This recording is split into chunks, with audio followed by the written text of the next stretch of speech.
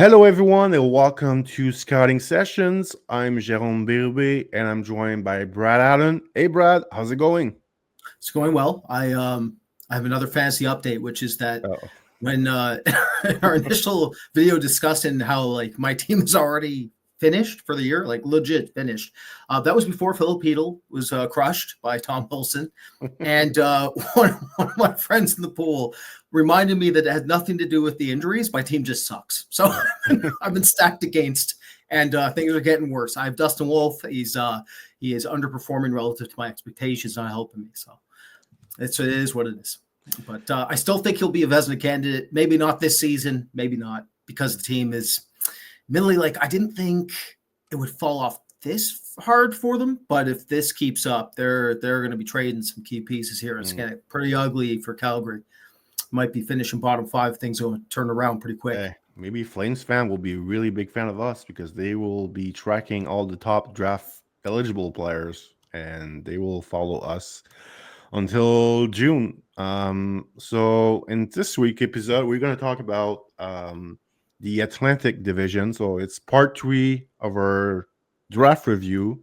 So we did part 1, which was the Pacific Division. We did the Central Division. So today we're going to talk about the Atlantic Division. So we're going to talk about, well, we're going to start with the Boston Bruins, Brad. So let me share the screen. So for those who have watched in the past, I was using HockeyDB. A bit too much ads on the website, so I changed the way. I'm going to use Hockey Reference now. A bit less ads. Well, actually, no ads right now. So, Brad. So for those who watch our Boston Bruins top 10 prospect, we did talk about a few of those players already. So we're not going to go as deep in details about them, but for those who have not seen, we're gonna talk a bit about them. So obviously James Haggins was like the key player from that draft class for them. We talked a lot about James Haggins last season in in our draft previews episode.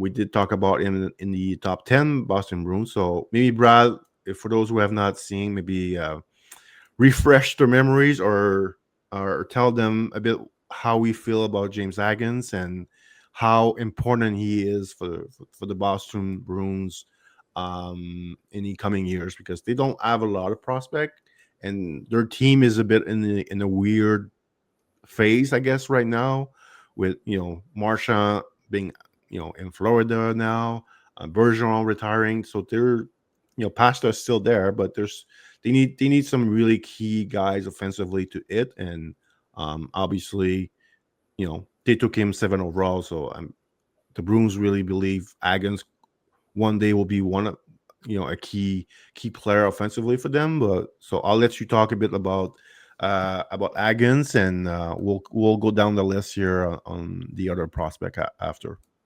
Sure. So, I mean, again, so we have talked a lot about him in our other series.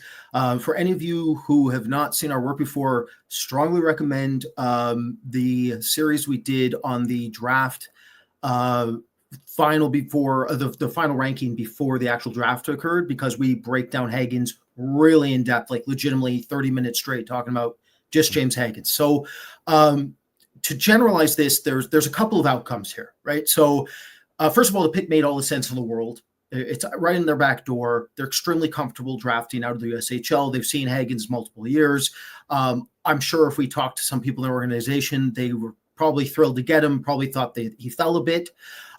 We would disagree with that a little bit. We thought he went exactly kind of in the range he should have based off of his season. Jérôme, I remember you telling me early, like, this is not a franchise player based off what we're seeing. And I remember telling you, let's slow cook him, let's wait it out. And by the end of the season, I think I disliked him even more than you. So situations, he didn't turn a corner. He did not bounce back. He didn't bounce back. Now, that doesn't mean he's not a very good prospect. It doesn't mean that Boston made a bad selection. And it doesn't mean he still can't be an extremely impressive player that looks top 3 in a redraft in the future. What I find fascinating about this player is that I think from a stylistic comp perspective, you're looking at something that does reflect a Casey Middlestat. And they have Casey Middlestat. They went and acquired him. So I found that pretty interesting from an overlap perspective. I think the highest end of this player, if everything goes really right, he'll look like something like a Lucas Raymond. And I don't know exactly what position, wing, center, whatever, if he's a hybrid. But in terms of play style and how he operates, he's a primary playmaker. And he is a good shooter. But it's more mechanically he's gifted. He's not very good at understanding how to pick soft ice at the rate you currently want to see, and he forces plays a bit too much in general. I have not had an opportunity to watch him in the early goings of this season so far. I did isolate Letourneau a little bit, so that was the only time I really ever saw him on the ice. But I haven't isolated Hagens or anything like that, or watched full games of him. So I can't comment on if he's really looked past his draft season yet. But let's put it this way. He absolutely must hit in order for Boston to be able to retool on the fly here if they decide not to go into a full rebuild, depending on the season. Will Moore is another pick that makes so much sense for Boston. Again, they're just so comfortable drafting out of the USHL and looking at the program. Now, Will Moore, what's interesting about Will Moore and James Hagens, I think they fall in the same territory, Jérôme, meaning they were both considered extremely prominent players entering their draft season, but then they both let most scouts down. Right? I would think you can make that argument. I know, Jérôme, that you had some significant issues with Moore, the pace, the consistency within his compete level, trying to figure out exactly what he could look like as he turned pro. And then if you look at the draft as a whole, like there is certainly some pattern recognition that you can make with Boston in general when it comes to drafting. Right? So obviously the USHL, they're going to be taking players from there all day, and then they love to look for their Swedes as well. They love to dip into Sweden and the USHL. That's the most prominent. And they went back this year and acquired a late flyer on a Russian, which they've done in the past as well. So I will say this. They did need goaltending, and they didn't draft a goalie. That was very interesting to me. What it indicates was the range that they were probably looking to take one of the top guys.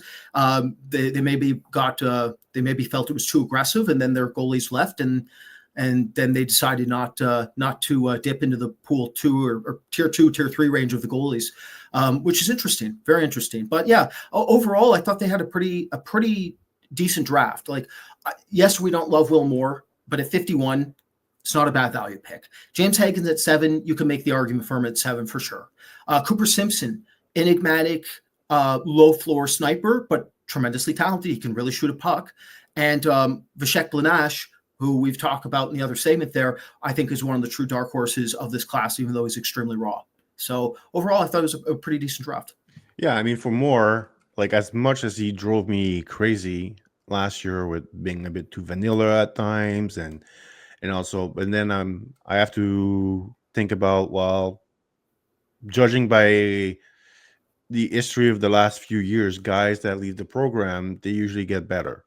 So, am I too harsh on him in his draft year, and then he comes back next year and he just like, prove me wrong, basically. And as much as I didn't have much time for him, I always come back and compare him to Christian Dvorak, that I saw play a lot in Montreal, and I was like, there's a lot of similarity between the two of them, as far as being a bit too vanilla, but they're Dvorak has become a pretty dependable center at the NHL level. So if Moore ends up being that's a great pick for the Bruins at 51. As you mentioned, Cooper Simpson, pretty like a boom bust type. Like he might end up being really good, or you might never hear from him, after a few years. So, as you mentioned, like he can really shoot a puck.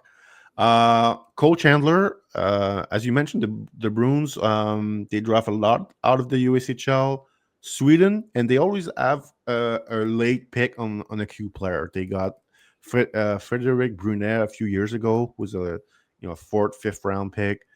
Chandler was a guy who started the year slowly, just like if you just look at his stats line, it was pretty bad in the first half of the season, and but when you actually watch him play, there was something there. And then the second half, he got much better, produced a lot more.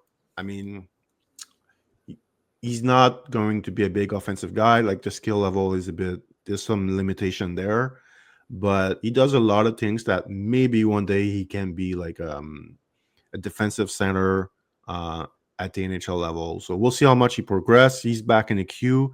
I think he's going to go play college either next year or the year after. So it's going to be a long process with him. And the Russian Yemelyanov. I remember watching him in the first half of the season, like really early on in the year. I didn't think he was like really good. I thought he was really passive, and he just didn't do it for me. Um, I remember thinking like that kid reminds me a lot. Remind me a lot of Vasily Ponomarev, who was Hurricanes draft pick. Like they play the games similar. They have similar weakness, similar good assets. So, and I know he was much better in the second half back in Russia. So we'll see. I think he's off to a pretty good start this year. So we'll see. I mean, the Bruins have not really gone in Russia too many times over the last few years. If I'm remember well, like they have not drafted a lot out of Russia. So that was an interesting pick for me. So we'll see about him if he can, in the next few years, really maybe come over and become a player for the Bruins. So we'll see about that. So I think that's going to wrap up the Bruins draft class. Obviously, the James Agons is the key for that class. I think if Wilmore can become a player, that's going to be a big bonus, I think, for the Bruins. And the Czech kid that they got in the fourth round is probably the big wild card, I think, for them. Like if he is a player down the road, I mean, when you get like a real NHL player in the fourth round, that's a big bonus for that scout that was responsible for that pick. So. Okay, let's move on. Brad, Buffalo Sabres, a team that we have talked about before in our Buffalo top 10 prospect video. Let's look at what they did at the draft this past June. Let me share the screen here. All right, so Buffalo at the draft table, they got there you go. Radim Merca with their first pick. So interesting. I mean, a no-brainer pick for us, I think, Merca. But if you look overall at this draft, so not only one pick in the top 70, basically. David Bukowski in the third round. A really hard-nosed stay-at-home defenseman from the OHL. He was an interesting pick. Again, the Buffalo drafting another big D. Like they're really, I guess, conscious about drafting a lot of big D. So Merca and Bedkowski are that. Brad, maybe you want to start with those two pick, and then we'll say a few words about the other. Maybe Samuel Meloche was also an interesting pick, goalie wise for them. So let's start with Radim Merca, who we had a lot of time for him last season. Yeah, well, did you see the viral video of Bukowski playing the simulated golf? Did you see what happened with him? No. He plays the golf about as well as I do. He flung his club and it went into the kitchen like 15 feet behind him. They were just crying. His teammates were crying, laughing at him. Last time I was on the using a driver, I cracked it in half and it went 140 yards. So there you go. Me and Bukowski have a bit of overlap there. That said, Bedkowski, I like the pick at 71. Mark Edwards, there, our director, he had a lot of time for Bedkowski. One thing that's interesting about him is that he was injured this past season, so he was playing hurt. And I felt like he acclimated pretty well as the games continued on in the O there for him. Got more comfortable under pressure. Not a creative or dynamic defenseman by any stretch of the imagination. This is a player who has to be streamlined, play a simplified game. And the one big thing with him that's very unique is that for being a 6'5" kid who's got a big frame on him that he can fill out, pretty darn good energy and pace to him. That's the one thing I'll say that really stands out about him and his age, but more of a shutdown type of defenseman long-term, more of a specialized shutdown presence. And then Radim Murka, this was absolutely the range we thought he was going to go. This player on his best nights, he looked top 4 or 5 to me all day, but there was inconsistencies there, specifically with his exit playmaking. Some of his retrievals, he'd get a little too crafty at the wrong times or misinterpret the pressure on him and turn pucks over. There certainly has to be a bit of cleaning up to do when it comes to his efficiency rates exiting his zone. But there is more than just, I think, secondary offense, and that's the debate. I think that's like Buffalo probably saw it the same way that we do, which is we think that there is more of a player that can put up like Owen Power type of production long-term, a 40, 50 point type of production, play a power play too. He can be extremely dangerous off the rush and transition, which I'm sure some of you saw internationally this past year. So the thing about him that's fascinating is that Murka gives them such a unique look back on the back end. Like, I know it's been brutal in Buffalo. It's been horrible there for a very long time, but the back end they're building, if it actually develops correctly, it can be unbelievable. It can be so unique. It's just, it's a matchup nightmare for any team if it takes off. And I'm sure that's what Buffalo is envisioning. A couple very interesting picks. So Matus Kacharczyk, very raw player out of the Chechi Junior system. Very inventive player. Reminds me a little bit, Jérôme, of Philip Edel, in the sense that it's very adaptive hands, very crafty and creative in open ice, looks to do a whole lot by himself with his handling rates. And that's the overlap with Cheadle. Nowhere near as physically developed. Yeah, he was pretty. Take a lot longer. He was pretty weak physically. Very weak, very raw, very lanky. This is a long-term type of pick for sure. But in terms of like dynamic offensive ability, he does have enough talent to play. And if you get that in the top of the fourth, that's pretty decent. And then Samuel Milosh. So this goalie was all over the map for us. So like in the one hand, you're looking at a player with very good reflexes, or goalie, I should say, with very good reflexes, exceptional covering the bottom half of his net, uses a blocker style, blocker down paddle down style, which is very similar to Evan Gardner. Evan Gardner out of Columbus's system, who was taken in the second round in 2024, Jérôme? Is that the right draft? I think it's 24, right? 24. So it's one of those situations where, because he has a paddle down style, one thing that I look for is his ability to exaggerate his shoulder girdle and his shoulder posture and see his blocker and glove. Like, how good are his hands relative to his lower half? Because lower half is pretty good. Like, he has good kicking reflexes. He laterally transfer, do full splits in both directions rapidly. And he has the bottom half, he can cover the net. The top half, however, is rigid.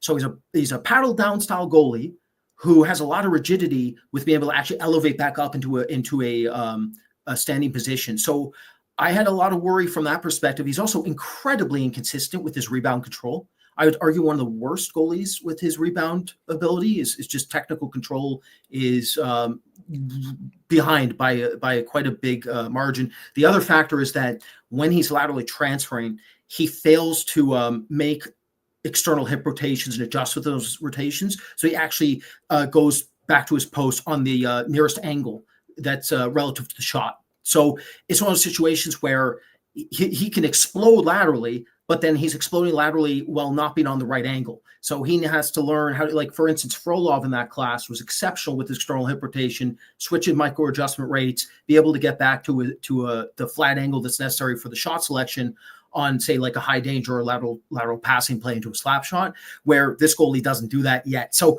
my point is that there's athletic components here, and his lower half is good, but he is technically very flawed and extremely raw. However, they've decided to acquire every goalie. That's their new strategy, is just take everybody. So they got way too many goalies in the AHL right now. I get it. Like, Ellis is a pretty darn good goalie prospect, and they didn't want to pass up the opportunity to acquire him. But now, like, how many games is Devin Levi going to play if they keep a 3-goalie rotation in the age? Rome, what do we talk about with Devin Levi's development and what needs to be done, right? Like, again, like development is everything here, and there's some questionable decisions if they don't move one of these goalies relatively soon. Yeah. So food for thought. The other goalie I'll mention here, not goalie, player I'll mention is Melvin Novotny. I watched a lot of Novotny. So he's a pretty intelligent playmaker. A bit heavy-footed, not the best acceleration, not a dynamic player in transition, but he'll muck it up. He'll get to the dirty areas. He has no problem forechecking. And again, he can pass a puck. His one-touch processing is actually pretty decent, so he can one-touch pass pucks, and that really helped him rack up some points on the power play and off the cycle. The shot, it's interesting. Mechanically speaking, pretty decent shooter, but his shot selection and understanding of timing and where to space himself is not great. And that's why his goal totals were down a little bit.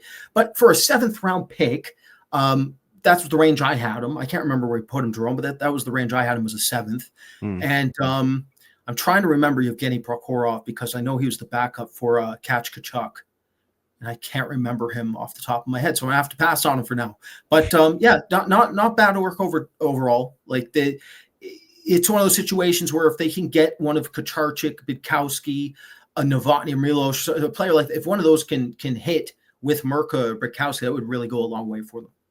Yeah, I'll go back to Milos. I remember, I think it was the same thing for you. My first few viewings of him last year, I was like, whoa, we got something here. And then, as often it happens with just not goalies, but players in general. The more you watch, the more you see flaws. And I think with Milos, the more we watched, the more we saw some of his flaws. Because the first few viewings we had, he was looking like a top 2 rounds, top 3 round type of pick. And then I think that's why you see him in the 4th round here. Like they got some work to do.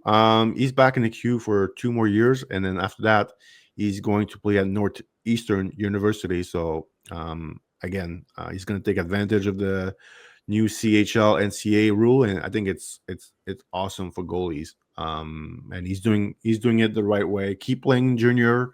He's going to play 50 some games this year, probably 50 some game next year too, and then off to college. So I think it's great.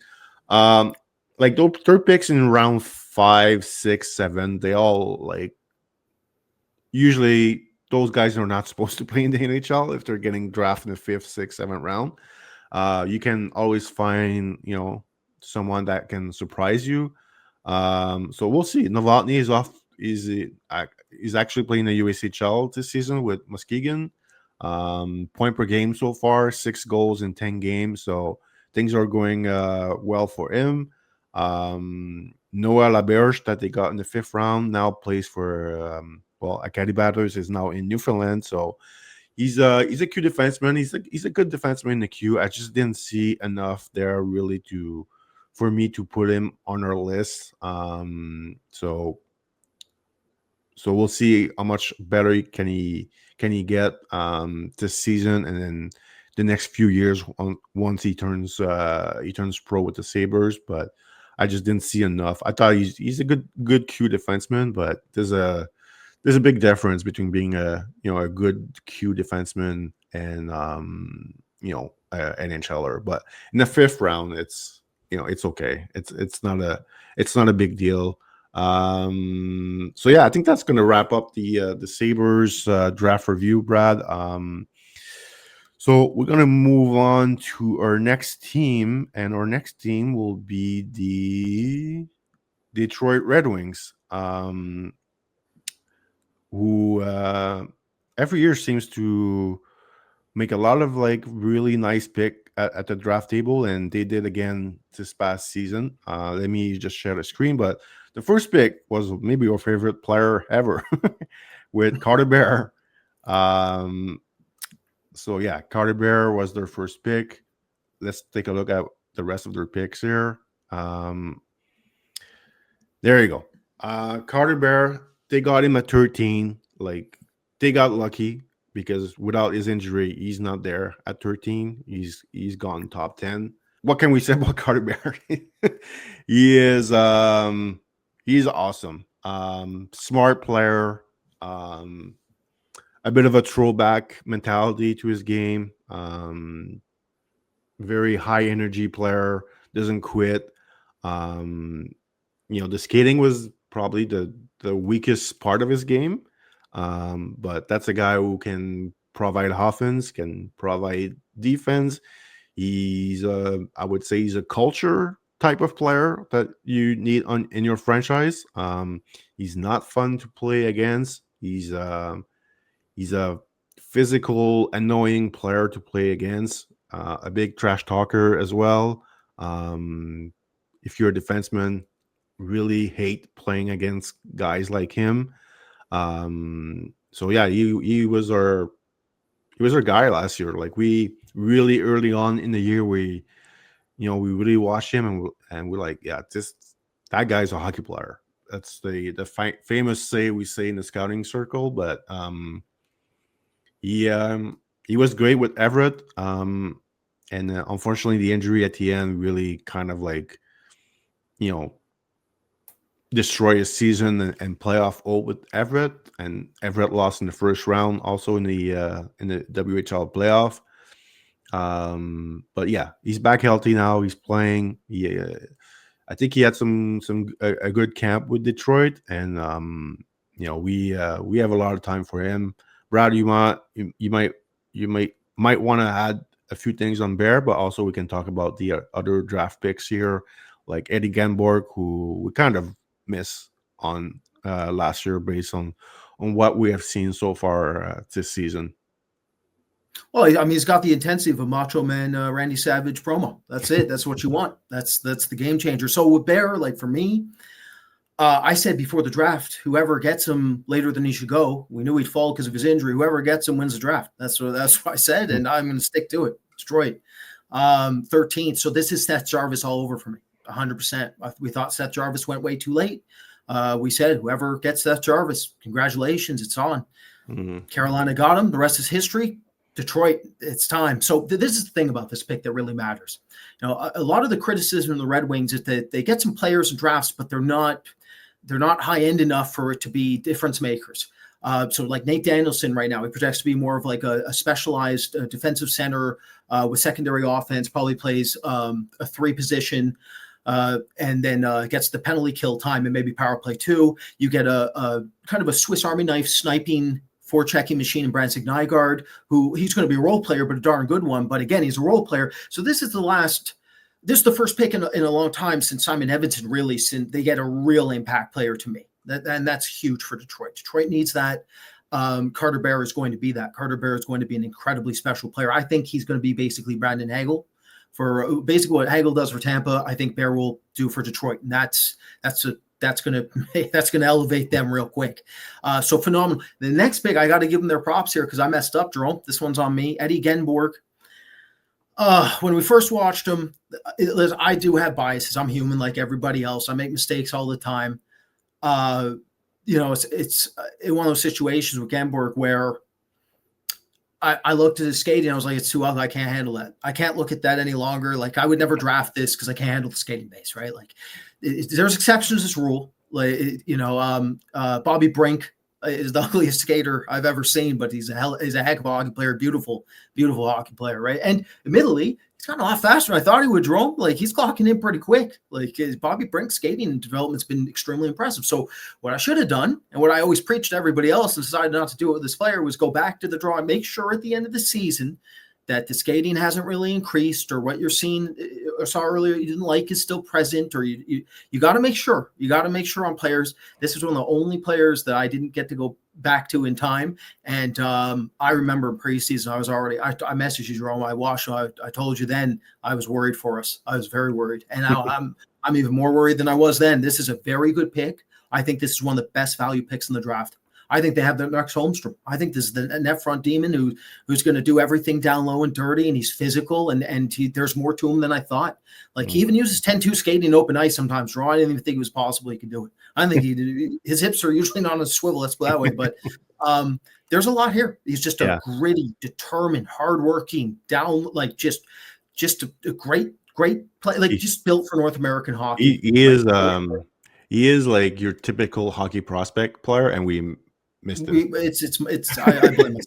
That's I mean, you can blame that's me on me. too. You can blame me too because I didn't think like the skating was enough, and I was like, well, what about the skill? And then I didn't think the skill level was good enough also. So I was like, well, it's below average skating and pretty much very average skill levels. Like, whoa. Like Yeah. I remember this. I like the physicality. Like he was super physical, but I was like, is he gonna get there on the forecheck? That was like one.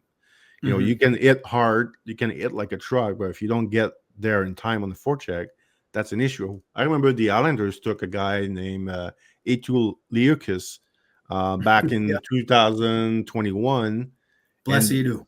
yeah, it was like the same thing. He Yeah. was you know, very physical, but the skating and the skill level was just not good enough. And I thought Gamberg did improve a bit watching him at the U18, but like you, I didn't go back enough on him. So we did move him up a bit on our final list, but clearly not enough. Nowhere near. No, Yeah. he's top 32 all day right now in our draft. We're cooked. We're done. Good job, Detroit. Mad props. And that leads to like that means this draft's already really good. You get Carter Bear at 13, and you get a player we missed on at 44 that I'll be very surprised if he doesn't play at least in a meaningful depth role in Gedborg. And that leads to Prodl, who they got in the third round, and we graded as a third rounder ourselves. We had him as the number four, I think, on our list. So Prodl is a brilliant technician in some respects, like very good butterfly, like transitional butterfly. He's spectacular. He's 6'5". He's massive. Loved his play in Slovakia too in the first half of the season. When he got to the USHL in Tri-City, it took him time to acclimate. And then there was two massive issues there. So one is the glove hand, specifically on high shots. His high glove is weak. That's concerning. The other factor, which is also extremely concerning, is that he has, we just talked about external hip rotation, Salmon Milosh, and we talked about how important it is. And it's one of the reasons we had Frolov ranked so aggressively out of Carolina's system.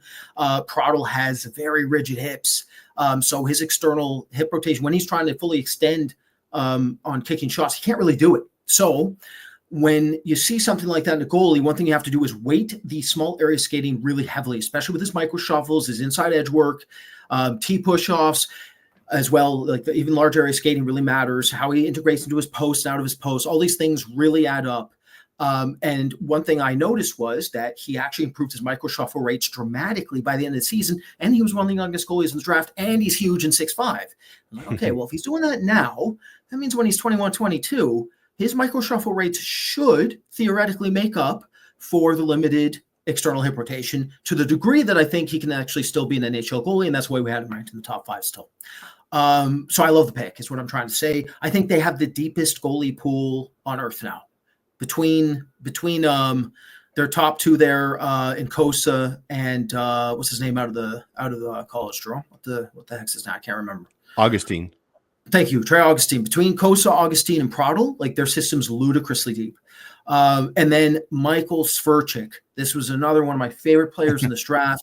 The rebirth of prime Victor Arvidsson. Okay, you heard it here first.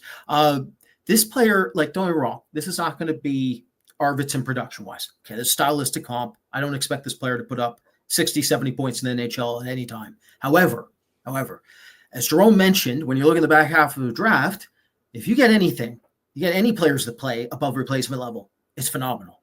I think Michael Sverchik is not only above replacement level, I think he's going to end up one of the best shutdown wingers in the league. I think he can be one of the best penalty kill specialists in the NHL, and he has speed for days. And again, he's got that built-in macho man, blood, guts, and glory style on him. Okay, he's a really intense player. Like one of the most, actually, Jérôme, now we're looking at this. Carter Bear, Eddie Genborg, Michael Sverchik, what do they all have in common? Blood, guts, and glory. They are incredibly competitive players. Yeah. It is obvious that Yzerman and co. made sure to hone in on the compete factor because they bleed it. It is what defines them as NHL players. Obviously, Carter Bear went first for a reason. He's the most talented of those three. He's the most likely to play, projects to the top 6 better than the other two. But Sverchik at 119 is ludicrous value. I watched every game he played in Brandis, every game in the SHL, I should say. A lot in J20 as well, because this was a player I was extremely high on relative to most people in the industry. But he can shoot off a rush. He can pass a puck at a better rate than people think. He's not the most creative playmaker, and he can force plays occasionally as well. So it's one of those things. He has to clean up his game a little bit, stay north-south, rely more on his shot quality than his playmaking, and he's off to the races, because he can do some remarkable things at times that people don't expect. Like even his down low play, how he uses hesitation fakes down low and then direct cuts directly to goalie. He recognizes, like for instance, on a goalie, if a goalie's not in an RVH, say theoretically, if he's not down in that position properly and there's a little seam, he'll see that. Then he'll fake like a pass up top, hesitate for a second, explode directly on the goal line, and try to sneak it short side there. It's like one of 100 examples I can give you.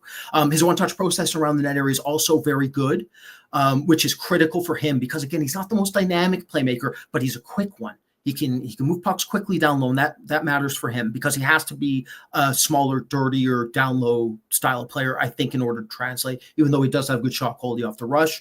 And I will end on Nikita Tyurin, who admittedly during the draft year did not watch enough at all to have ranked, but once he was picked, I decided to look back to see what Detroit has. 6'1", I think he's 155 pounds, so we're talking like long-term raw prospect in terms of physical growth rate, but he has some upside, and he's very poised. One thing I really liked about this defenseman out of Spartak here is that he's extremely poised at the line and extremely poised under pressure in general. So I'm sure that might be one of the main reasons and qualities that Detroit saw in him and decided to take him there in the 5th. All right, I think that's going to wrap up the Red Wings draft class, which I think it looks pretty good for them. As you mentioned, a heck of a draft. Yeah.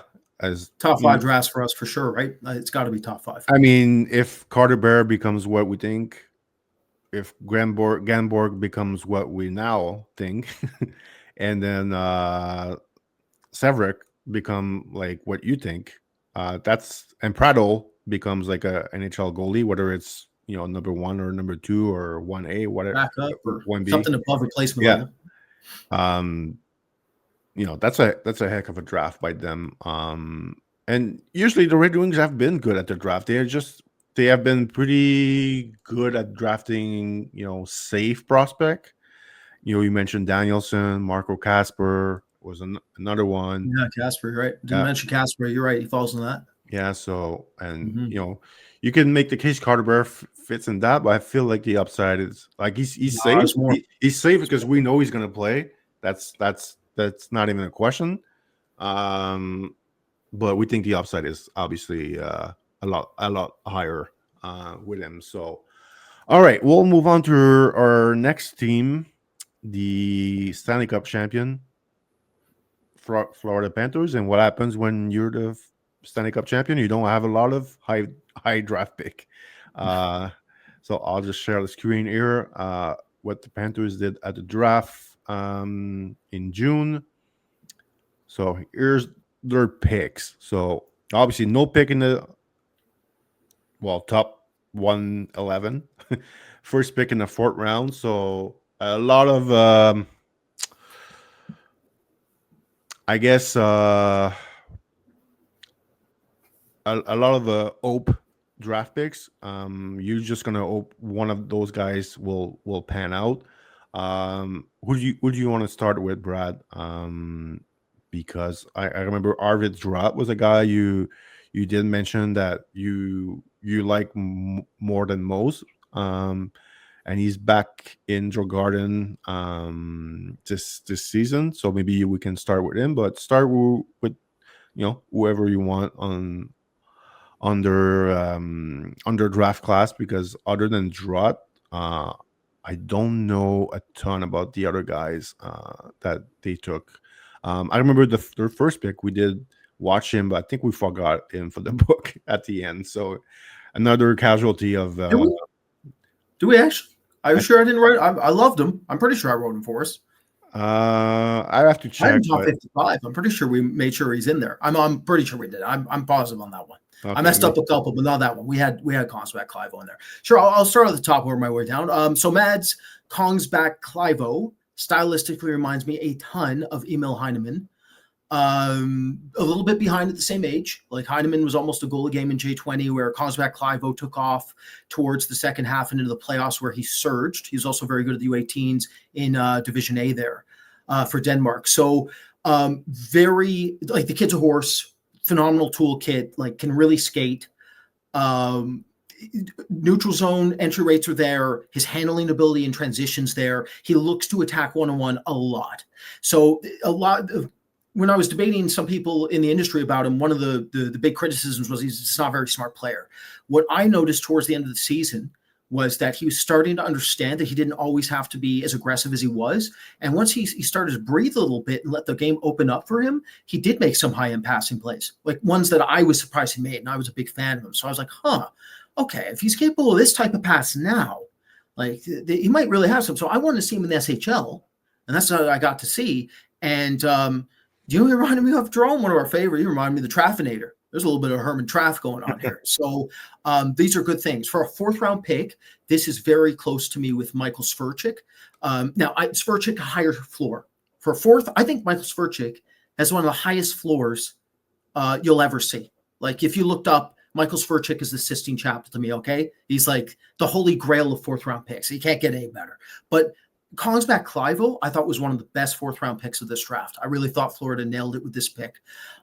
There's a lot of potential for a depth role here if things go right. He can shoot a puck. He can skate. He's a big kid, raw, untapped, and certainly enough upside there to be interesting down the stretch. I don't know the WHL kid well enough. I did watch him a bit, but I'm going to be honest with you, I didn't take notes. It was after the draft. I can't remember what he played like. Shamar Moses, however, so this is an interesting player because, like, he's a pretty dynamic player. Like, he's talented. There's no question he's talented. The reason he fell to the fifth round is the psychological makeup of the player. Not always dialed in, not consistent, and the off the puck, there was a ton of work to be done. Not a great skater either. So one of those situations where his rate of recovery isn't there, but then mentally he's having difficulty. He doesn't have pro habits. He looks like, quote unquote, a very good junior, which again is why he fell. Arvid Drott, as Jérôme mentioned here, I think Arvid Drott has as much offensive upside as Linus Eriksson, who they took in the 58 in the last draft. Right. So admittedly, he went a little later than I expected. Don't get me wrong, I didn't think he was like a high end pick or anything. We knew he was going to get picked, but 192 in the sixth in this draft, Jérôme, I thought for sure he'd go in the fourth, where Kosvac-Kleivo went. So yes, they're back half picks, and most of these kids aren't going to play. But when you have only back half picks, your responsibility as an organization is to get best value because it matters that much more, because it will increase the percentage that at least one of them lands. I felt like they did that. Like Kosvac-Kleivo, he can play potentially. Shamar Moses, he at least has enough talent. Arvid Drott, I thought, was phenomenal value 192. And the other player I'll mention briefly is Yegor Midlak. I didn't know who this was. Not even going to pretend I did. I was scared, though, because anytime a Russian goalie gets selected, I don't know him. That's not good, because at any position where a back half pick can really blindside you and hit, it's a goalie. And if it's Russian, it's doubly so. And then I always pride myself on finding every Russian goalie if I can. The problem is Yegor Midlak, he only played a couple games, so I didn't feel nearly as bad. He's also easily the rawest goalie in the draft. He is so raw that I'm a bit surprised he was drafted at all. I would love to hear the backstory of how that happened. So maybe I don't have Roberto Luongo on speed dial, but if anybody does, let me know. I wouldn't mind finding out what happened. Maybe it's a Pecorino specialty. Watch him in the warm up, and I mean, he's got the size of Pecorino, so there is that. Yeah. But when I talk raw, I mean, this kid can't even integrate into his post correctly at all. Like, from ascending overlap position into an RVH and then be able to go post to post and do that fluidly and transfer with the soft weight trend. None of that's happening. Like, this goalie is incredibly underdeveloped. So I don't know. I don't know what happened there. I'm fascinated by the pick, though, because this is a theme with them. They drafted another dark horse Russian goalie in the back half of last year's class, I believe. I can never remember his name. He's in the VHL now too. I'll find it. He's got a crazy name on him. I can't remember. Scroll down. There it is. Gebrakmanov. Dennis Gebrakmanov. So I watched him out of Tayuman's system. His huge issue was that his processing rate's below his goal line. So when he had to reverse track and try to figure out and assess play development below his net, he was way too slow in the MHL. So I was really worried for him, but then he's developed that, and that's an interesting pick in the 7th because he actually has some talent. So maybe with Midlack, that again, they're looking for these to extract these raw Russian goalies, turn them into something. And they had Grosimiak too. They have Kirill Grosimiak who came over in camp there. Yeah. So again, this is a common theme of them. That's one thing they look to draft out of Russia, and we mentioned that with Chicago. They did that with Konarski, Ilya Konarski, and now you see Florida doing the same here. Yeah, just all finished with their first pick, Clivo. I was wrong. We had him in the book. He was ranked. We had him 67. So I pushed Jérôme. I pushed as hard as I could. I had him in top 55, I think, or top 60. I really think he has a chance to play. So we have a profile, and he was a C-rated player for us. So, and if he ends up being anything like Emil Lyman, that will be a steal. All right, let's move on to the next team, the Montreal Canadiens, who did end up they did end up trading their 2 first-round pick to the New York Islanders in the Noah Dobson trade, but they still had a lot of draft pick. So we're going to talk about a few of them here. Let me scroll here. They have so many picks I can't even fit in one page. All right. Well, I mean, their first pick in the second round, Alexander Zarovsky, was a first-round talent for us. We had him rank around 22, I believe. And he's having success already in the KHL this season. Not a huge surprise. Like, that kid was really talented. With the way he played, I think the way he played last year in the KHL in limited action, but like in actually KHL playoff also, like you could see, like this kid, if you give him a bit more ice time in the KHL, he's going to do well. And he's doing well this year. I think he's point per game in the KHL right now, or just under point per game. It's unbelievable. That's ridiculous for his age. Yeah, so he looks good. Like we really like him last year, and he's really raw too. Like there's a lot of things he needs to learn, but the pure skill level is, it's clearly a top 6 upside. The ends, the creativity that he has. I know he's pretty close with Demidov. Like they're pretty good friends. I think they have the same agent. So if he's, I don't know, if he's, I don't want to say anything anywhere near Demidov, but if he's like half of what Demidov is, like I think Montreal will be pretty happy with that selection. Maybe Brad, you want to add something on Zarovsky, but we can also talk about Papanikis, who was a solid pick in the 3rd round by them. Yeah, I mean, it's interesting you mentioned Zarovsky to Demidov. Like, so like there's some overlap. So skating bases were both raw in their draft year, but for different reasons. So like with Demidov, he's always on his inside edges. Didn't access his crossovers or his outside edge work out of corners, so he'd get trapped in there and lean. I was a bit worried about his knees. The MCL tearing. If he didn't fix it, gets the NHL. We knew he would accelerate. So once he gets to the NHL, what happens with 6'4", 220-pound grown men weigh on him, and if he's trying to brace against them, only using the inside part of his knees, right? Like that was my concern. But he's already fixed that. That's already done. So there is no more concerns there. And Zarovsky, the reason I bring up Demidov's acceleration with his skating development is that Zarovsky's done the same thing. Like even like early on in the season, our huge issue there, Jérôme, it was the skating, right? It was Zarovsky's skating base. He's weak. He was mechanically inefficient, very, very rigid in some ways.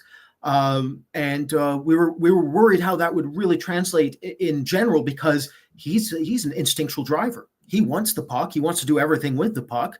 And you can't be an instinctual driver in the NHL if you can't skate. So it was like, okay, how is he going to translate this? But then towards the end of the season, you started seeing it. You started seeing the development. You started seeing not just development in the skating base and mechanics. You started seeing him understand when to skate.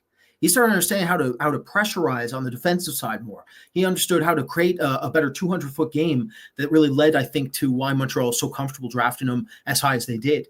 Again, we had him very high. We really thought there was a tremendous amount of untapped potential with Swarovski. We feel that way even more so now. I mean, he's taken off. So, I mean, if he hits Jérôme, the top 6 of Montreal it's starting to get a bit silly now. It's starting to get Montreal's coming together now. They are, it's they've done a great job. Like they've had some amazing drafts, and if Swarovski can hit, it's going to be lights out for them. Hayden Papanickas now with Hayden Papanickas, he's very raw, like extremely raw, but he's a 6'4" tank of a kid.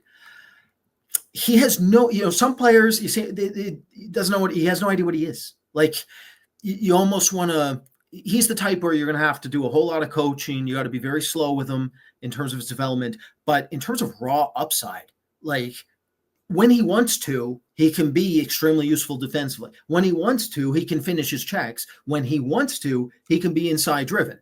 It's just, you never know. He's the life is a box of chocolates, Tom Hanks quote, right? Like you don't know what you're getting at this stage because he loves trying to be too fancy, as most kids his age do. He's got the range. He loves trying to handle the puck in open ice. Not good with his handling rates yet. He doesn't understand. Very similar to Dean Letourneau. We've talked about it a lot here with St. Andrews College there when his handling rates were all over the map because he didn't know how to go from the outside to inside with his lateral drag moves. He didn't know how to handle the puck in tight to his body and frame while in motion. And Papanickas has that issue right now as well.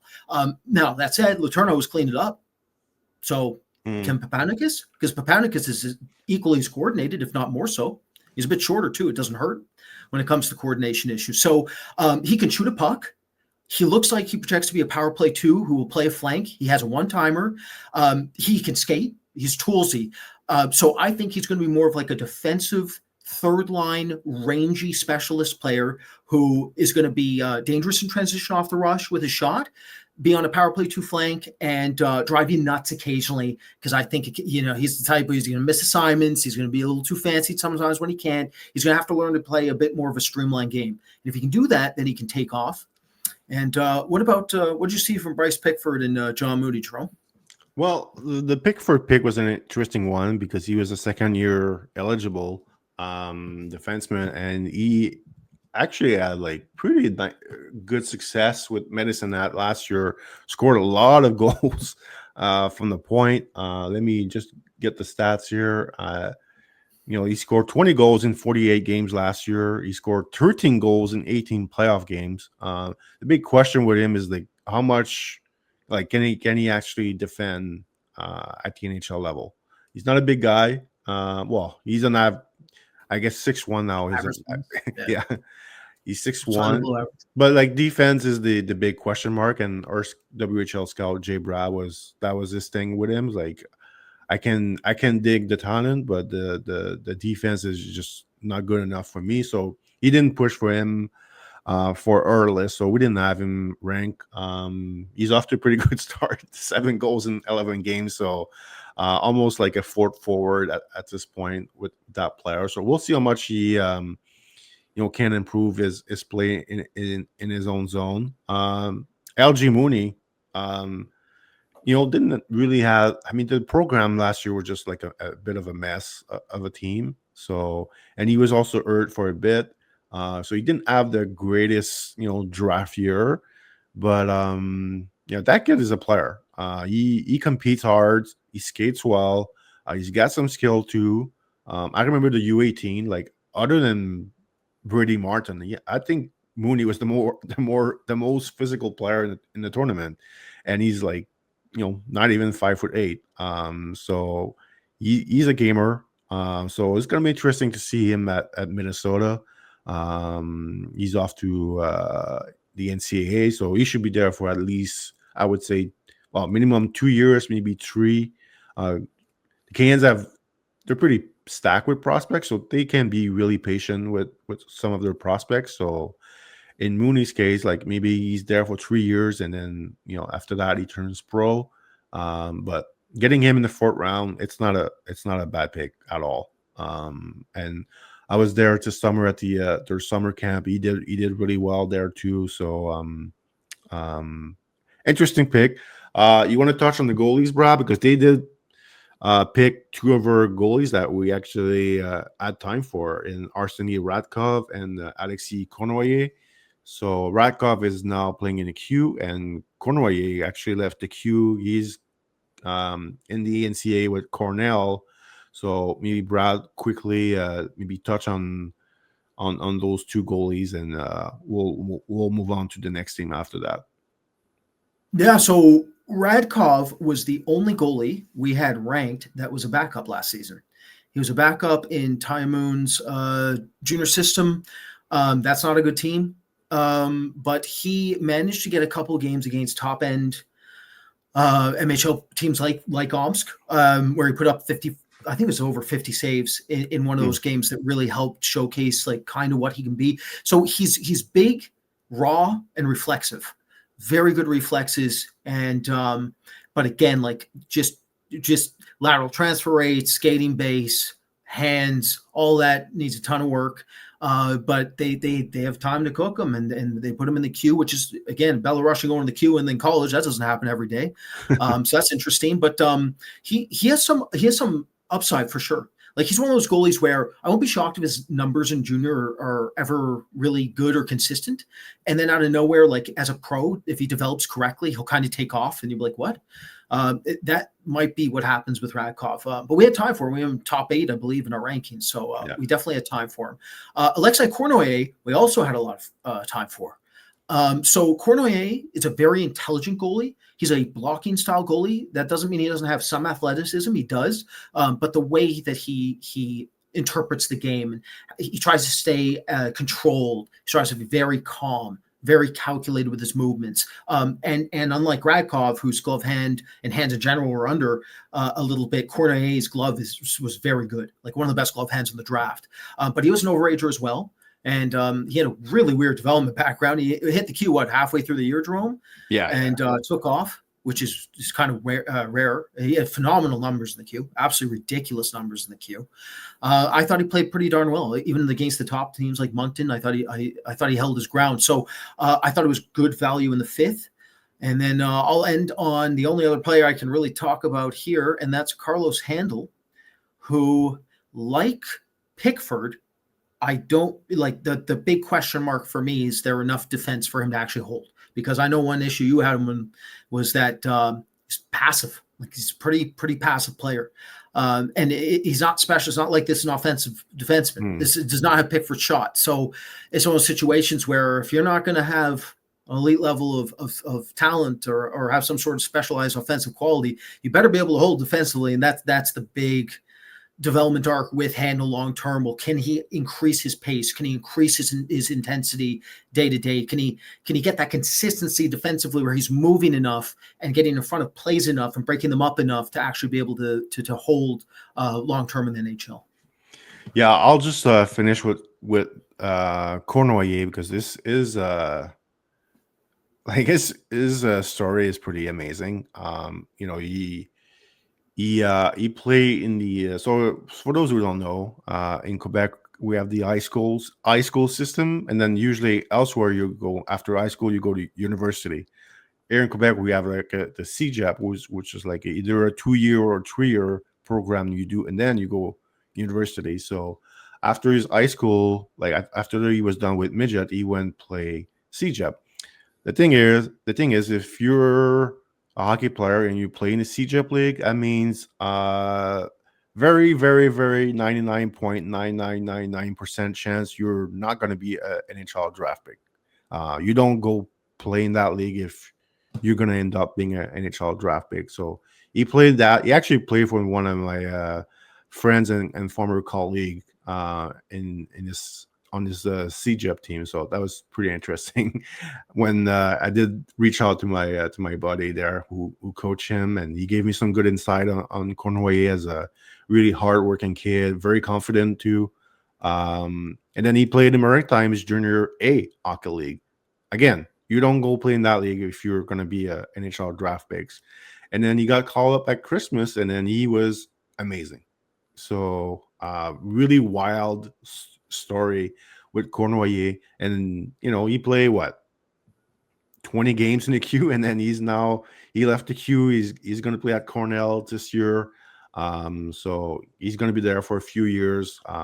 Really nice story for that pick, and it was tough. It was actually pretty challenging scouting him last year because like, what is this story? Like, never really playing the Q until off halfway the season in his 19 years old season. Like that's kind of like crazy. Never happened. Yeah. What's the last time we talked about that happening? It was like he was great, but you're like, it's just how high can we put him based on his age, based on the number of games he has played.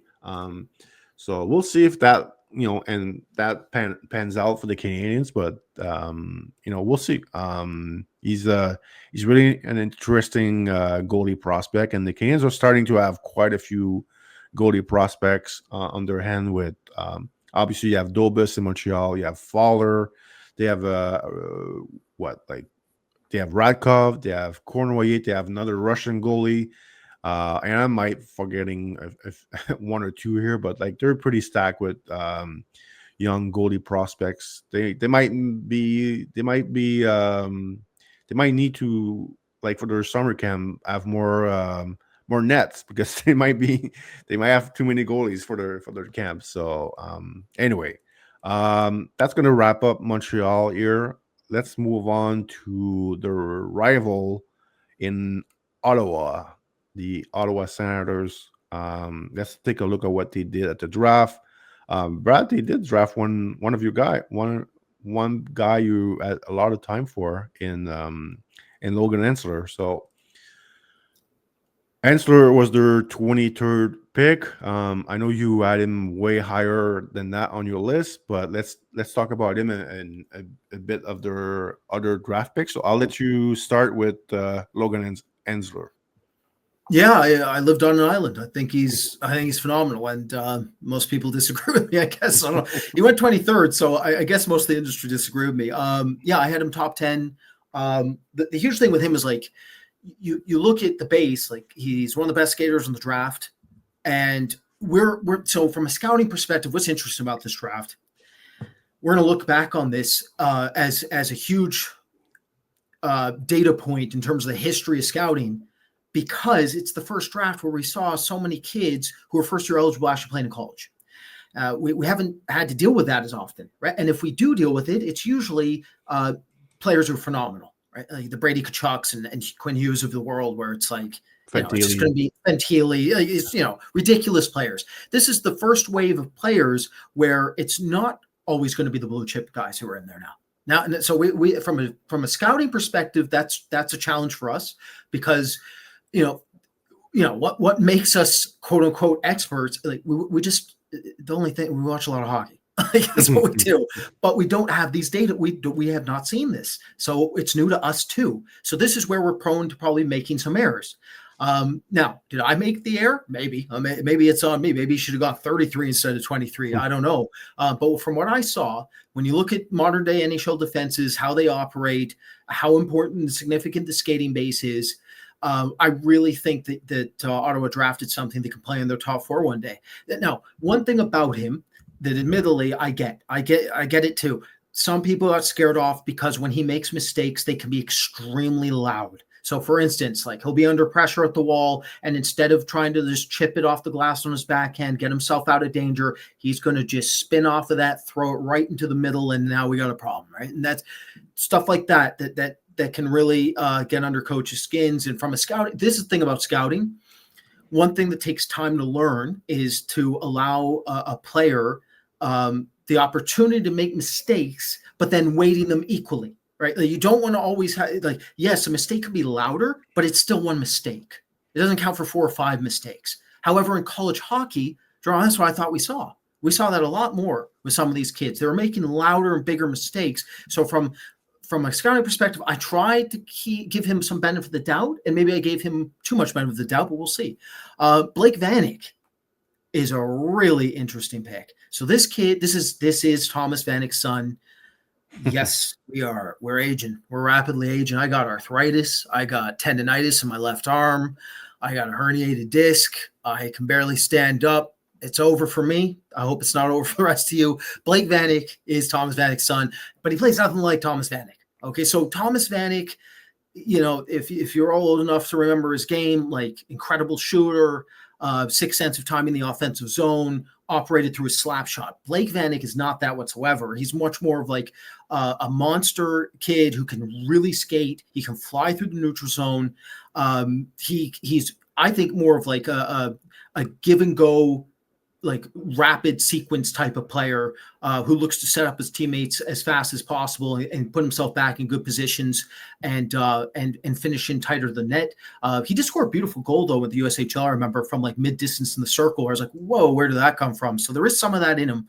At high school level, the way he operated was kind of like he didn't know how to optimize his shot whatsoever, meaning like he would not set himself up in high danger positions using his skating base and toolkit to his advantage. Instead, he would settle for things he had no business settling for, but that's part of the high school. It's part of a raw high school kid who needs time to understand how to actually be efficient with his offense.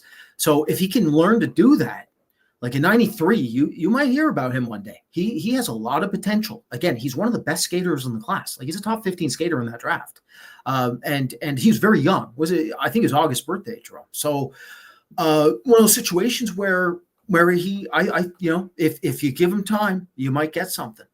And maybe you could segue into Lucas Beckman because that was another. Oh man, we had a lot of discussion about Beckman and Desai for that matter. Yeah, just for Vanek, just really raw. I think his stint with the Chicago Steel was probably the main reason why we actually ranked him. Because he was showing some really interesting things in the USHL. So I think that played a big part in where we ranked him, and I think it played a big part where Ottawa took him. So he's, as you mentioned, he's big kid, can really skate. He's got some skill. Like it's gonna take times. Like he's playing the WHL this year. He has not scored yet in 8 games, so be patient, Ottawa fans. And I'm assuming after he plays in the WHL, he might go the college route. He's not committed anywhere as of now, but we'll see. I'll leave you Beckman, Brad, as the goalie expert here. The other picks, Isayev, the small Russian winger. We watch him. We just didn't have enough time for him. He's a smaller player, about 5'9". He's a good NHL player. And I think he's going to end up being a decent to good KHL player. We just didn't think there was enough for the NHL here. But again, it's the 5th round.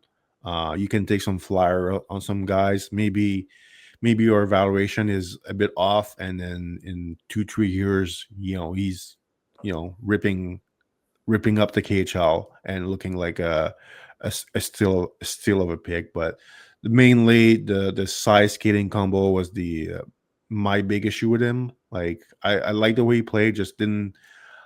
In some way, it reminded me a bit of Alexander Kisakov that Buffalo took in the 2nd round a few years ago, and that we didn't have much time for. And Buffalo took him in the 2nd round, and it's not looking like a good pick right now for the Sabres. So, Brad, maybe you'll finish with Beckman here. Sure. Just before I'll mention like in order for like some of these smaller Russian forwards to translate, like Dmitry Bashilnikov, for instance, like he could overpower goalies. Like very dangerous on the power play. He can overpower goalies in transition. Some remarkable creativity off the rush in terms of how he would use his lack of size to his advantage.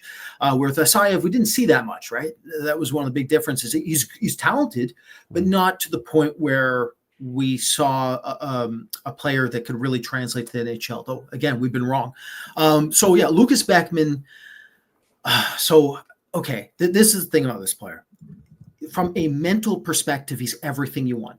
Like the kid has it. He's confident. He's got moxie to him. He's got that 6th sense in net where he just has that phenomenal sense of anticipation on certain plays. He's very good at adapting to teams and team structure and how they try to generate their offense. He has all those things.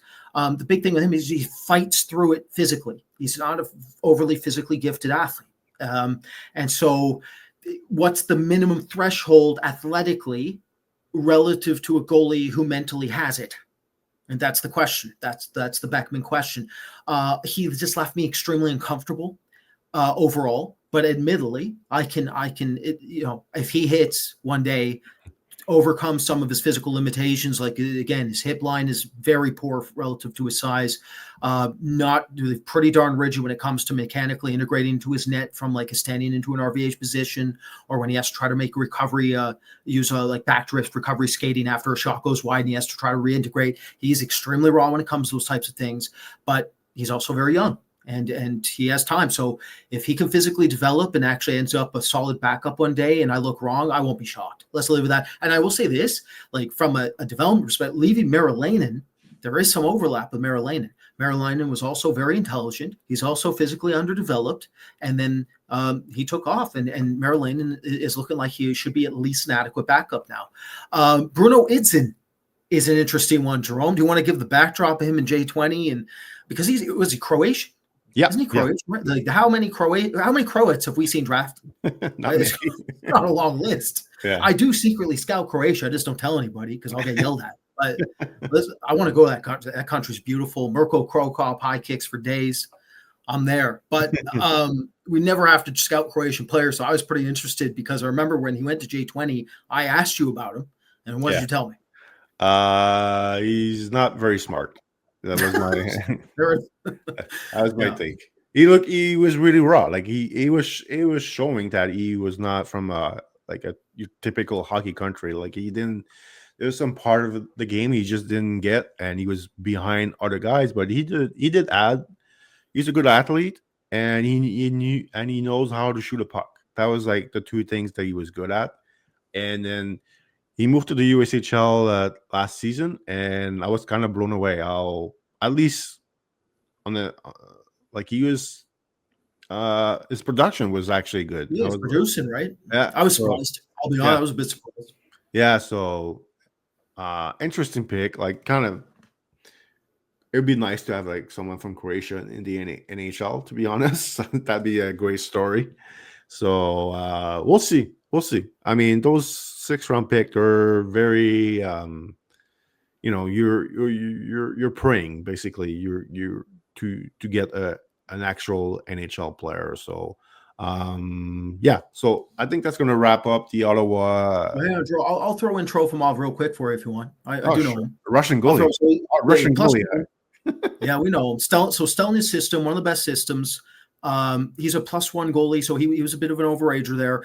I left him off the list. I was very uncomfortable with his ability to actually seal himself when laterally transferred. He just leaves a lot of holes, and he was not young for the draft, and he's not big. He's adequate in his athletic traits. Again, this one theme with Ottawa, they do not mind drafting goalies that in their initial draft seasons or when they drafted them, that they're under physically. They look to work with goalies who they think have it mentally and then develop into that physical base. And it has worked for them in the past. But for me personally, I was pretty uncomfortable with him overall. But again, 7th-round pick, 213 overall. Let's it's not too bad a pick.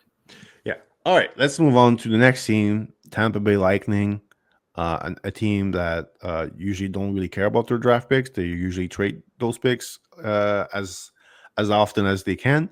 So let's just share the screen here.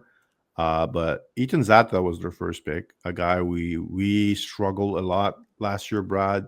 We liked the way he played. We just didn't think the skill level was good enough. And I guess time will tell if we're right or not. But he does play the right way. Like, he's an intense, physical, fast player.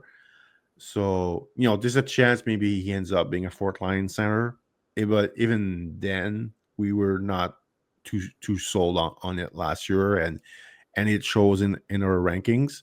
The guy that was pretty interesting that they drafted in the 4th round was Benjamin Rutlanen, who's having a pretty good season in Finland this year. That was a guy who was passed over twice in the draft, and he's off to a good start this year. So he was the guy that was really interesting to me for the Lightning.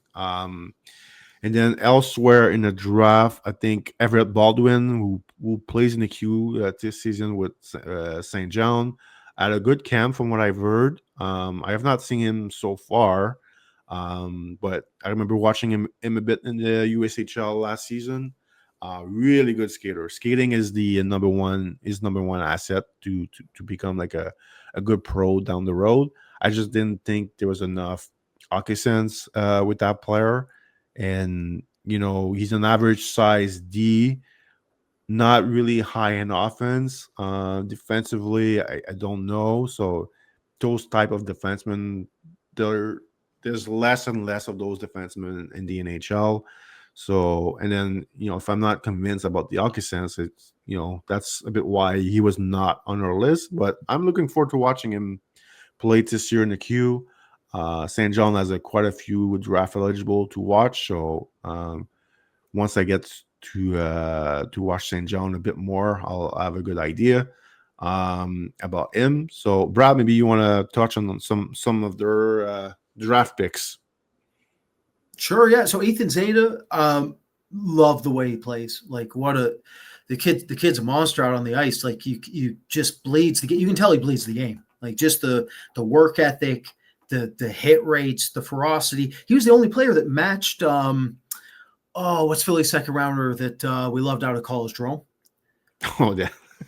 You have another Vinsagi. So hit rates per 60. You're looking at Zeta and Vinsagi right at the top of that list. Zeta does not back down to anybody, right? So you're looking at a depth role player if he plays. The huge thing for us with him, like the skating base was there too. Like, hey, skating base better than Vinsagi's.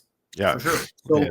So the issue though is like occasionally the playmaking rates would hold, and like his production, admittedly, is better than what you would visually see. I feel like if I watched 5-10 game sample of him, I would not think he scores or produces that much. And you look at his production, like, oh, that's not bad. Actually, that's better than I thought it would be, considering what I'm seeing. So,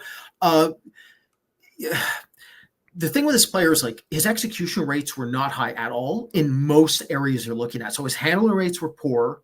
His playmaking was average, and his shot was pretty darn inconsistent.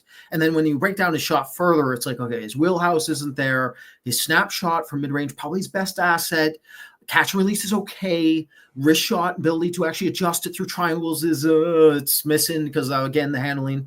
So it's like, how is he supposed to actually be anything but a fourth liner? But admittedly, maybe he's at worst above replacement fourth liner. Maybe at worst. Maybe because as long as the offense can hold just enough, he sure has the type of base where you look at him and like screams, that's a hockey player. Like you want to bring him to a playoff series. You do. You absolutely do. Well, so, I remember last year, he, as far as production goes, until December, he was like a point per game player. And then I don't know what happened in December, but his production just went south, and he never really recovered from it. I have not watched him this year, but I'm looking at his stats right now, and it looks like the same thing is happening. He's off to a great start with 9 goals in 9 games, 12 points. So we'll see if if there's any like dip in his productions this year. He's playing for Niagara, who have Kevin He, who's on the team.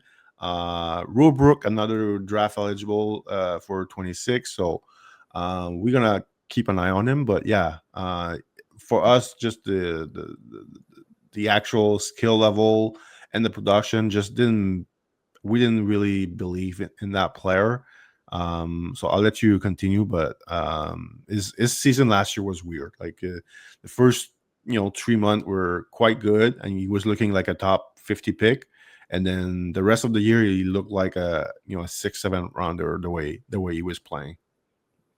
Yeah, I mean, he's off to a good start. I honestly haven't seen too much of him, so I wish I had seen him. I wish I broke down those goals just before doing this for everybody, but we'll get back to him at a later date, I'm sure. Benjamin Riunen, so he has a weird season too. He's very similar to Zeta in terms of drop. Like he started off really well, and I felt as he continued on in the season. I mean, it was his first major season in league, I believe, unless correct me if I'm wrong, Drew. I'm pretty sure it was his first full league season. So it's not out of the ordinary for a Yeah. player or kid that age who's not the most gifted skater to break down over time, because conditioning is going to play a factor when you go up against men, right? So Ryutinen's case, though, the big thing with him out of Tappara, he's getting prime power play time. He was used on the flank, extremely, extremely dangerous one-time option. However, as the season progressed, he became very inconsistent. He was flubbing a lot of shots, whiffing on pucks, wasn't executing nearly the same rate. What's interesting to me is I felt he played his best hockey at the U20s. He was so good there. He was unbelievable in some of those performances. He was the reason he scored the goal that allowed Finland to get to the gold medal game. Yeah. And that goal is reminiscent of how he operates in general, which is that kind of like Mike Richards, which is a name I didn't expect to bring up here, but kind of like Mike Richards. I'm sure most of you see Mike Richards play back in the day. I mean, imagine that saying that back in the day. Mike Richards ain't that old. But one thing that Mike Richards was very good at was forcing goalies into 50-50 options, meaning forcing them in a position where they have to either hold the short side or purposely enter an open overlap and try to cheat for a lateral option. Richards would pick up on that and then look for use his seam recognition and basically, quote unquote, use trick shots, like off-angle trick shots, and use that to his advantage. In one ways Mike Richards scored some massive goals. So it's Ryutinen's similar. And the goal that Ryutinen scored to get to that gold medal game, that's exactly what he did. It was one of those 50-50 option hard angle shots or sharp angle shots at the bottom of the circle. So I love that fact, that aspect of him. That aspect translates. The problem with this player is he's 6 feet and the toolkit is average. It's limited. So he's not that gifted athletically. If he had Zeta's toolkit, and if Zeta had Ryutinen's skill, now we're talking. Now we're talking. But that's not the case. So it makes the probability of them playing, drops it pretty dramatically for me. But that said, I do not dislike the pick in the 4th round at all. Like, I thought it was a pretty darn good pick. Everett Baldwin, Jerome, probably mentioned Everett Baldwin. It's interesting to see a smaller D that, has some secondary offensive components get picked up there. Is there anything that you saw from Everett? I did talk about him before. Oh, did you? Yes. Oh, that shows how I'm doing. It's late, everyone. Sorry. Yeah, like freaking 4 7th-round pick. As always. Hey, the usual. If they get any NHL player out of those 4 picks at the end, like, my goodness. Well, you'll take it. Yeah. You'll take it. I mean, they drafted Steen out of the 7th last year, and we love that pick. I love Steen as a 7th rounder. I think he has 4th line written all over him. And I know it's 4th line, but if he can be above replacement level, if he can do it, he's worth a pick in the 7th. It's phenomenal for him. I like Steen a lot. So Roman Lutsev is pretty interesting. I can mention Roman Lutsev for a little bit here to make up for my Everett Baldwin miss here, where apparently I phased out of existence for a couple minutes. Roman Lutsev. So the thing that's interesting about Roman Lutsev is that he can score in a myriad of ways. Like, if you can name it, he can do it. It's just that he's, again, not the most physically dominant player, not the greatest skater, looks more, quote unquote, great junior, but I do give him a ton of creativity when it comes to how he has his shot selection and how he operates in the offensive zone. Like, he's very productive, and he plays in one of the best systems in the MHL out of local Yaroslavl there. So for a 7th-round pick, again, like, it's a decent gamble. Like, it's not bad value at all. Yeah, he had a great year last year, like 30 goals, 63 points. Yeah. I didn't really watch him last year, but his actual draft year, I did watch him a lot, and he just looked like the size skating was just like junior.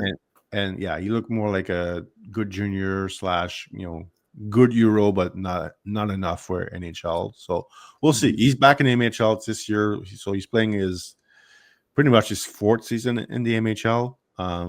So, and he's not having the same success as last year so far. So we'll keep an eye on him. But again, getting NHL player in the 7th round it's really hard. So we'll see what happens with the Tampa Bay draft class. So let's move on to our last team, the Toronto Maple Leafs, and take a look at what they did at the draft. As I'm sharing the screen here, Brad, Tyler Hopkins was a guy we did talk a lot last year. There were some, I guess, up and down with him. A bit similar to Ethan Zata. I think we had a better opinion of him in the first half of the season than the second half, where his play, at a bit of a dip. So, do you want to talk about him? Also, their first pick, Koblar. Also, There's a lot to talk about with this one. It's yeah. bad. This is bad. This one's really bad. This is 100% on me. How bad does it get, everyone? Do you want to know how bad it's going to get for you? I met the kid. Okay, I met him in Finland. I've shaken his hand. I've talked to him. Friends with his agent. Forgot to scout him. I was reminded multiple times, like, you got to go check out Koblar, because I liked him at the U18s when I saw him live. I was like, this is the only Norwegian prospect worth watching next year. I love watching Norwegian prospects. So what did I naturally do, Jerome? Completely forgot to get back to him. Didn't get an opportunity whatsoever. I remember the book being done, and I remember our agent friend calling us, being like, how the profile go? I was like, well, didn't happen. And then I was praying that he would not go to a prominent NHL team. He get drafted somewhere where people don't really care. So where does he go, Jerome? Where does he go?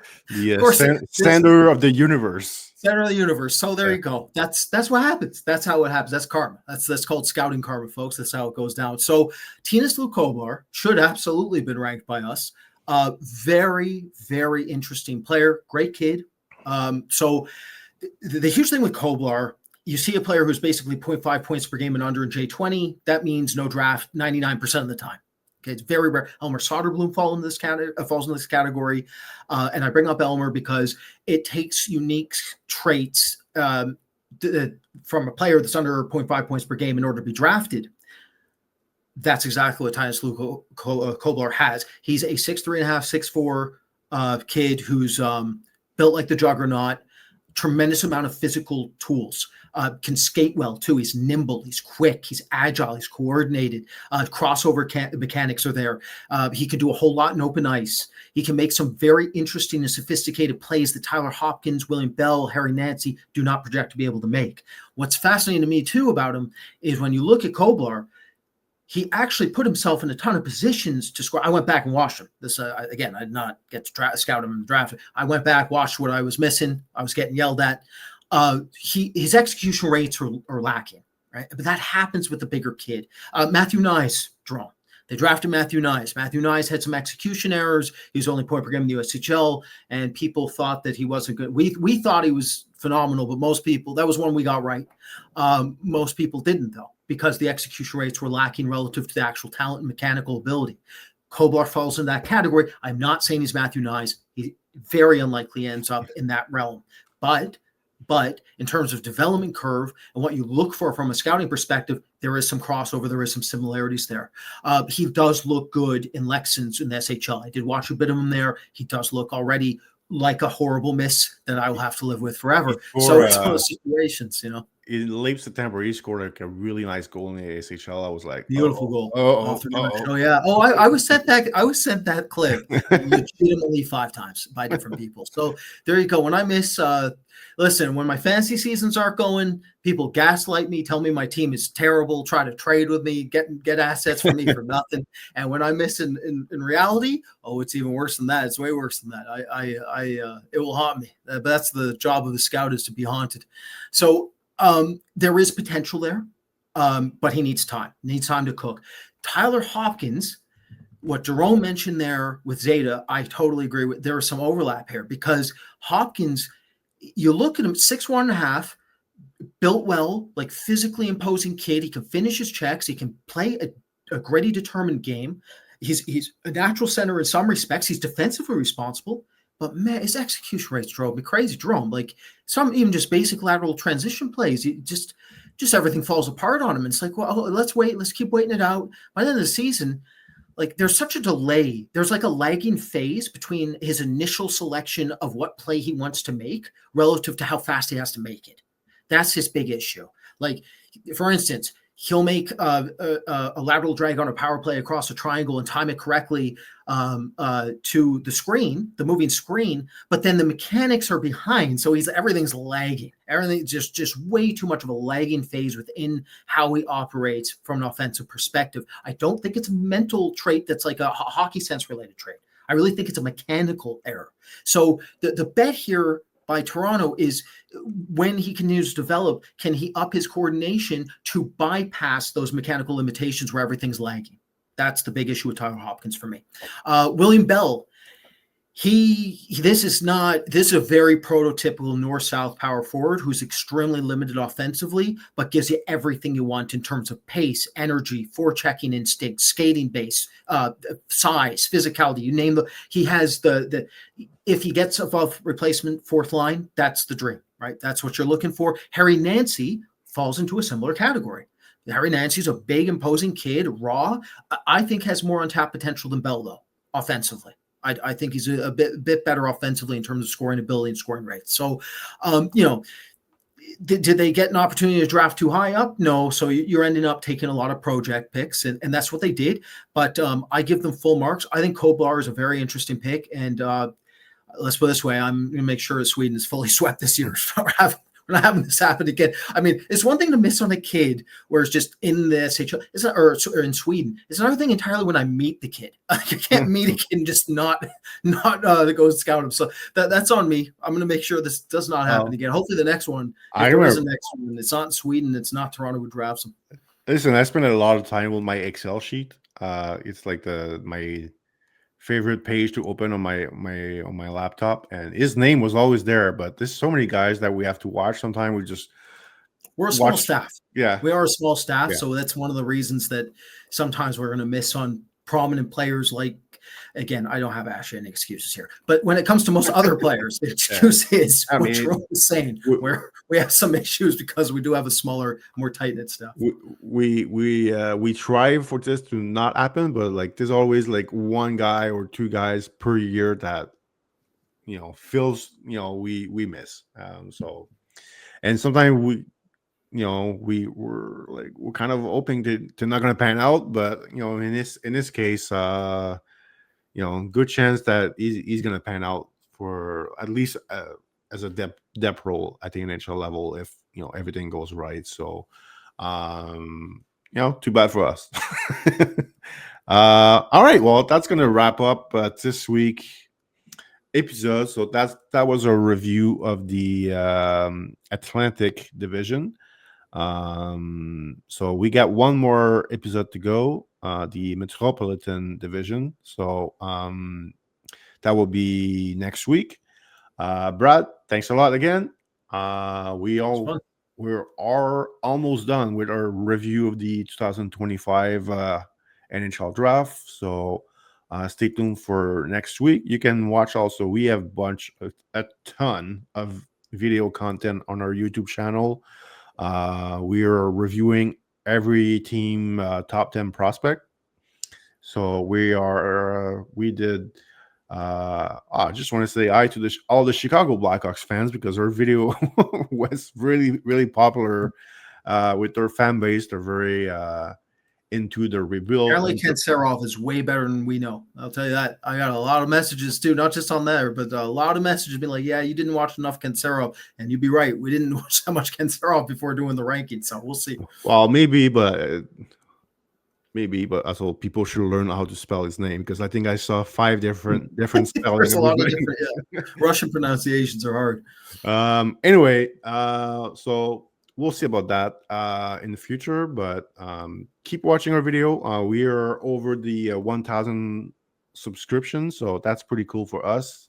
We worked pretty hard at it since last year. So thanks everyone for watching, and keep watching because we got tons of content coming up as well. So and we'll see you guys pretty soon for another video reviewing the draft. And also I think we got, as far as like team goes, I think we got Dallas and Detroit that are next to teams that we're going to take a look at their top 10 prospects. So again, thanks for watching, and we'll see you guys soon. Take care, everyone.